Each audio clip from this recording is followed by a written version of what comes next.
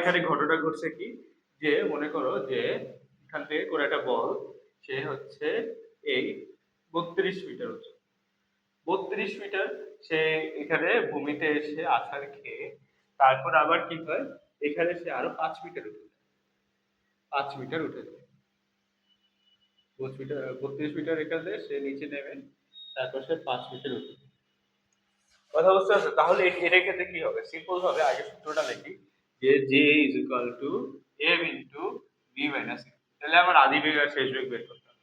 তাহলে আদি বেগ হবে কত? আদি বেগ যদি স্টার্টিং 0.5 তাহলে আদি বেগ 0 হবে, আর ভি হইতেছে এই পয়েন্টে যে বেগ আসবে সেটা হচ্ছে ভি হবে, তাই না? তাহলে এই দুটাই করলে সিম্পল ইকুয়েশন শেষ। কিন্তু না, এটা হচ্ছে ভুল। এভাবে এই ক্ষেত্রে হবে, যেই পয়েন্টে তোমার বলটা কাজ করছে ওই পয়েন্টে আবার আদি বেগ এবং ওই পয়েন্টে আবার শেষ বেগ দেখতে হবে। কোন পয়েন্টটাতে বল কাজ করছে, এই যে ভূমিতে যখন পড়ছে ঠিক ওই পয়েন্টটাতে এই যে আঘাতটা যে লাগছে, ধাক্কাটা যে লাগছে, তখনই তোমার বলটা কাজ করছে।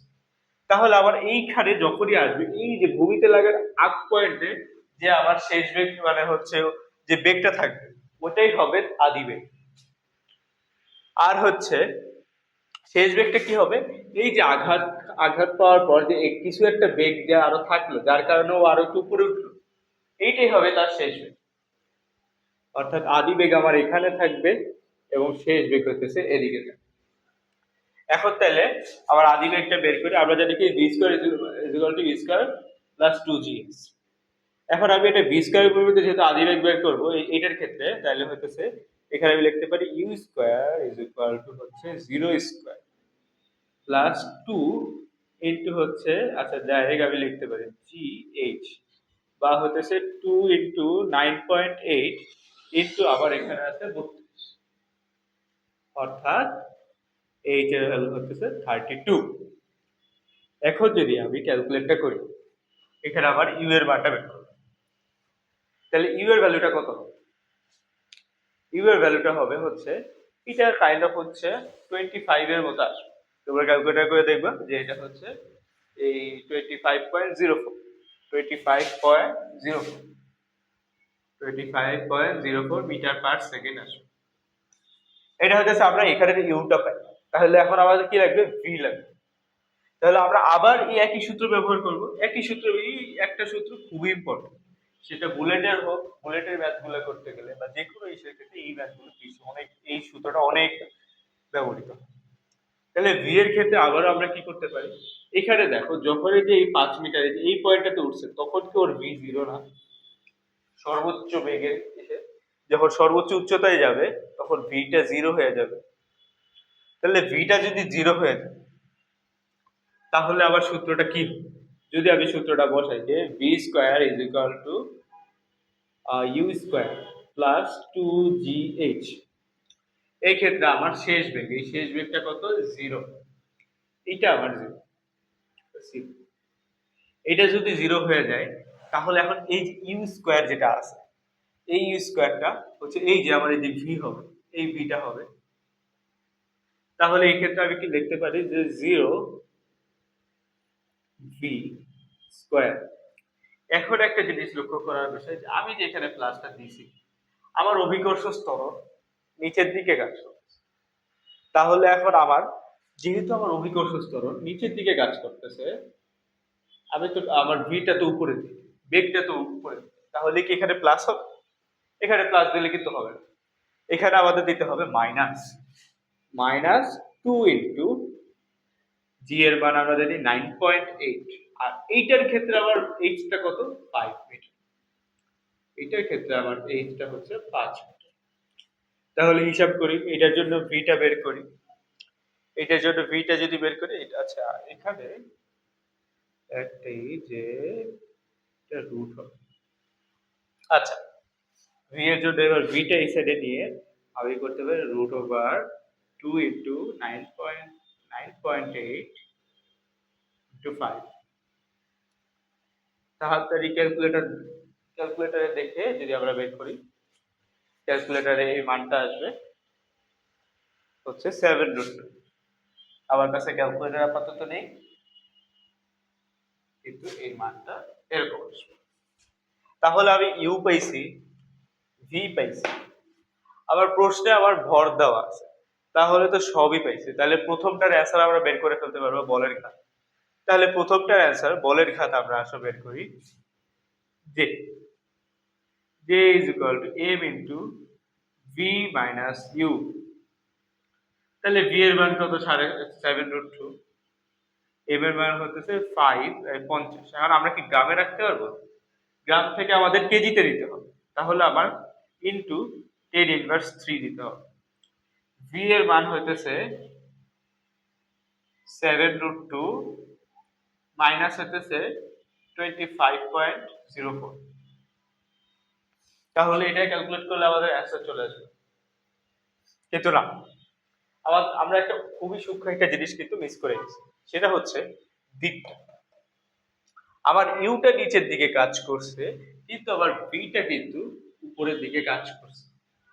আমরা যখনই ভেক্টর রাশিগুলো নিয়ে ক্যালকুলেট করব, তখন আমাদের এই জিনিসটা লক্ষ্য রাখতে হবে যে দিকটা। ইউটা যেহেতু নিচের দিকে কাজ করছে, বিটা উপরের দিকে কাজ করছে। এখন আমরা করতে পারি কি, নিচের দিকে মাইনাস ধরতে পারি, উপরের দিকে প্লাস ধরতে পারি, আবার অথবা নিচের দিকে প্লাস ধরতে পারি, উপরের দিকে মাইনাস ধরতে পারি। এটা সম্পূর্ণ আমাদের উপর, সম্পূর্ণ আমরা আমাদের ইচ্ছা মতো করতে পারি। এখন একটা করা যায় কি, যে আমরা নিচের দিকে প্লাস মাইনাসটা ধরি। নিচের দিকে আমাদের নিচের দিকে হচ্ছে, আমরা নিচের দিকটা হচ্ছে মাইনাস ধরি এবং উপরের দিকটা হচ্ছে প্লাস ধরি। তাহলে একটা জিনিস একটু সুবিধা হবে, সেটা হচ্ছে যে আমাদের অ্যান্সারের সামনে কোনো মাইনাস আসবে না। তাহলে আবার এই জায়গাটা কি চেঞ্জ হলো? এই জায়গাটা চেঞ্জ হলো, আমি ইউ এর আগে একটা মাইনাস বসাইতে হবে। এখানে তো অলরেডি একটা মাইনাস থাকবে সূত্র অনুসারে, পাশাপাশি মাইনাস 25.04, এইটা একটা ব্র্যাকেটের মধ্যে। তারপরে তাহলে এই জিনিসটা ক্যালকুলেট করলে আমরা বলের ঘাতটা পেয়ে যাই, এবং বলের ঘাতের মানটা আসবে যদি আমরা দেখি তাহলে 1.7469। এই ম্যাথটা আমার আগেই করা আছে, তাই আমি এই মানগুলো বলতে পারছি। 1.746। এখন এককটা চিন্তা করো, এককটা কি? Kg metre per second. আচ্ছা আচ্ছা, এখানে আমি হ্যাঁ হ্যাঁ ঠিকই আছে। তাহলে হতেছে আমাদের কি হলো, প্রশ্নের একটা পার্ট কিন্তু শেষ।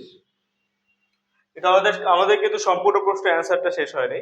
আমাদেরকে এক্সট্রা একটু বলে দিতে, সংঘর্ষকাল 1/10 সেকেন্ড হলে বল কত হবে। আমরা পুরো লেকচারের মধ্যে এই যে 4টা সূত্র পড়লাম, এই সূত্রটা, এটা পড়লাম, এটা। এখন তোমাদের কি ধারণা এই ক্ষেত্রে কোন সূত্রটা ব্যবহৃত? এই ক্ষেত্রে এই যে সর্বপ্রথম আমরা যে সূত্রটা পড়ছি, এই সূত্রটা ব্যবহার করলে সহজেই হচ্ছে আমাদের অ্যান্সারটা চলে আসবে। তাহলে আমরা বের করি যে is equal to F del T. আমার ডেল টি দেওয়া আছে, যে আমি বের করছি, এফ আমি বের করতে পারবো। তাহলে এফ কত হবে? F is equal to J by del T. যে আমার আসছে 1.7469, 1.7469। ডেল টি আসছে আবার 1/10। 1/10 যদি হয় তাহলে আবার এফ থাকবে কত? এফ হবে আমার 17.469 নিউটন। 469 নিউটন। তাহলে এই হলো আমার এই ম্যাথের সব। তাহলে আমরা আজকে কি বললাম, বলের ঘাত এবং ঘাত বল করেছি, এবং বলের ঘাতের থেকে সাধারণত আমাদের অ্যাডমিশন বলো, আমাদের একাডেমিক বলো, কি টাইপের প্রশ্ন আসে সেগুলো সলভ করছি।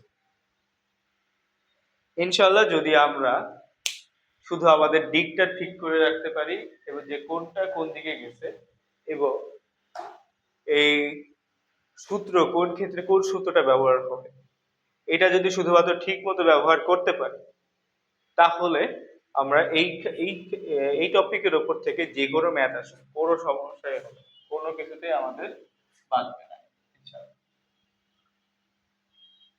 তাহলে আশা করি তোমরা সকল টপিক বুঝেছো। টপিকটা মুছে ফেলি।